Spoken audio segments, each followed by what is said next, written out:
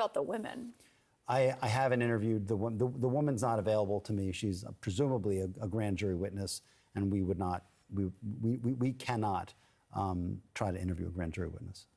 And you don't think that there are any other women who are going to say that they were coerced into this, given drugs, and essentially as prosecutors were saying that that's what kept them compliant? So there are a lot of women in these civil cases. There's been a mountain of civil cases ever since the civil case that was filed in November.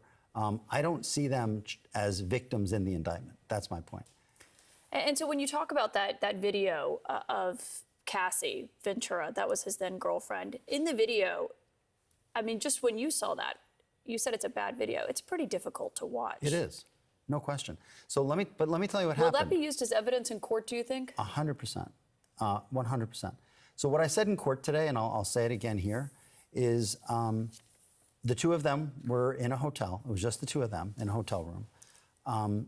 She found out that he was seeing someone else. She was going through his phone. She hit him in the head with his own phone. And then she walks into the hallway with two bags. One of the bags has all of his clothing that she is taking from him, which is why he runs out in a towel. So this isn't her fleeing from one of these freak-offs. Why would she take his clothing? That's not what it is. And when the evidence comes out, this is going to be completely different than the government's portrayed it. But on this video, and I just want to show that again now, how do you defend against allegations that he hit, kicked, and dragged women when he's on video hitting, kicking, and dragging a woman? Sure, he's not charged with hitting, kicking, and dragging a woman. He's charged with sex trafficking, and he didn't traffic anybody. But he's charged with a conspiracy here where he was using physical abuse, emotional abuse, financial pressure, as prosecutors allege, to keep these women in his fold. Maybe just Cassie Ventura, but keeping these women in the fold. Cassie Ventura lived by herself. She had her own house. She had a family. She had a career. And he was seeing another woman at the time. He wasn't around a lot. She could have done whatever she wanted to do. All of these allegations of, I was forced, I was coerced, I had to stay, are nonsense. And it's going to be proven to be so.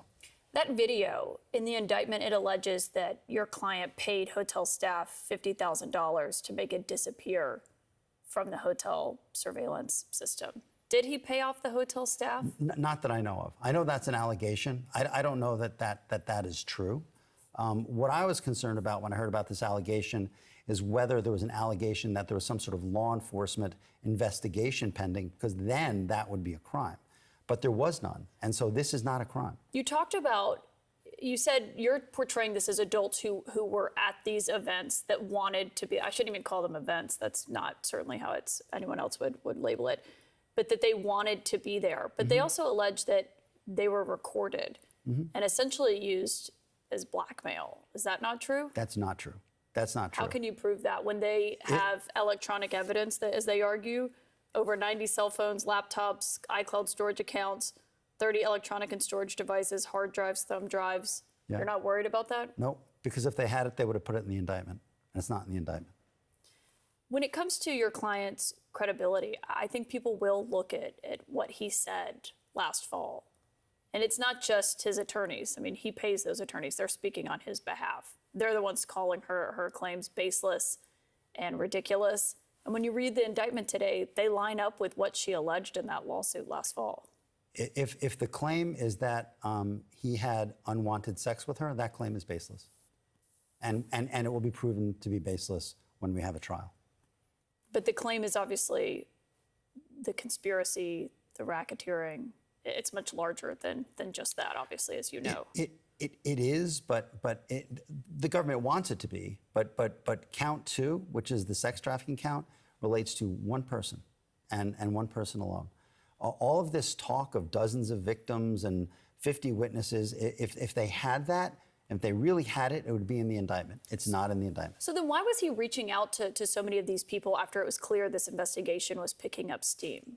So well, first of all, I don't think it's clear that he was reaching out. Well, they said in the memo that he reached out to one person, I believe 48 times in 3 days. So I think I know what you're talking about. There was a civil complainant who plays no role in the criminal case whatsoever, who brought a civil case against Mr. Combs, and she was in a band, and another one of the band members says, I was in the same band she was, and none of the things that she's complaining about in her complaint, I saw none of those things. And so she came forward and made a statement. She's not a witness. She's not a government witness. But after 48 pieces of outreach, whether calls or text from your client. I don't know that it's 48. You know, and they're someone who had a business relationship, so it makes sense that, you know, Combs would speak to her. There's no allegation that this person was saying something false, so this person was somehow coerced into saying these things. And if you read the statement's actually quite soft and respectful. It's I respect that this person has this perspective. I was in the band at the same time. I never saw such things. Is there any chance Sean Combs takes a plea deal?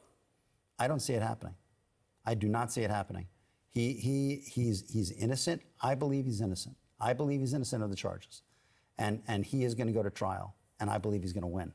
Marc Agnifilo, thank you for